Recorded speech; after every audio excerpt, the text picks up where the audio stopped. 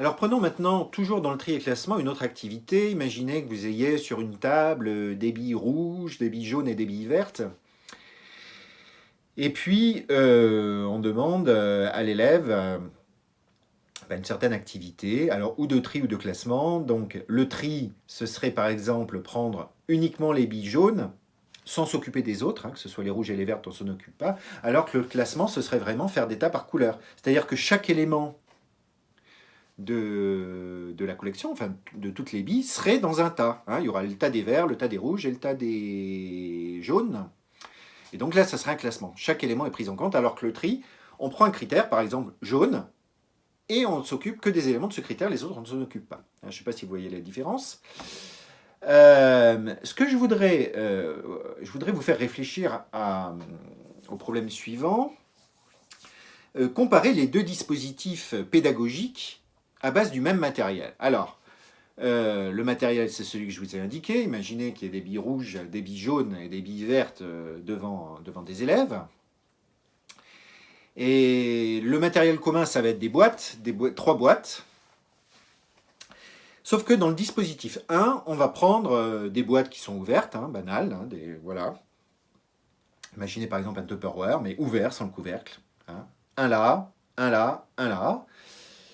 Et puis, alors évidemment, la consigne aura son importance.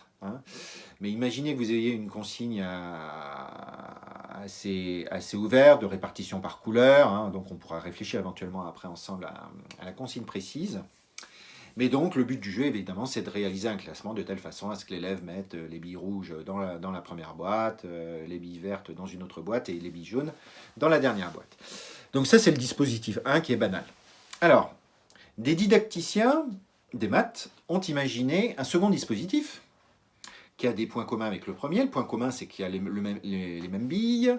Il y a toujours 3 boîtes, sauf que ces 3 boîtes, elles vont être opaques, dans le sens, on ne peut pas voir à travers ce qu'il y a dedans, s'il y a une bille rouge, s'il y a une bille verte, ça c'est très important.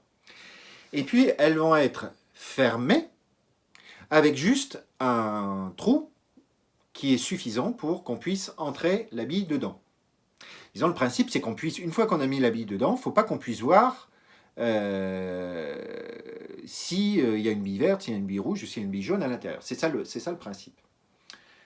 Alors, là, et puis la consigne est la même. Enfin, le but du jeu, c'est qu'il y a un classement, que pareil, les élèves mettent les billes jaunes dans la boîte, les rouges dans la deuxième et les vertes dans la troisième. Enfin, peu importe l'ordre des boîtes.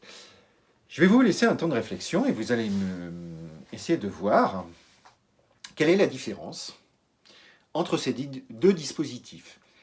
Quelles actions sont possibles pour les élèves dans chaque activité? Qu'est-ce que ça change pour les élèves de faire l'activité 1, enfin avec la modalité 1 ou avec la modalité 2?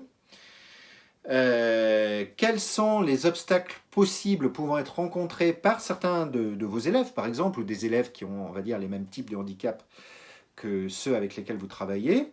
Quels sont ces obstacles? Quelles difficultés ils risquent de rencontrer, mais surtout liées à leur handicap? Puis du coup, quelles adaptations possibles? Qu'est-ce que vous feriez comme adaptation?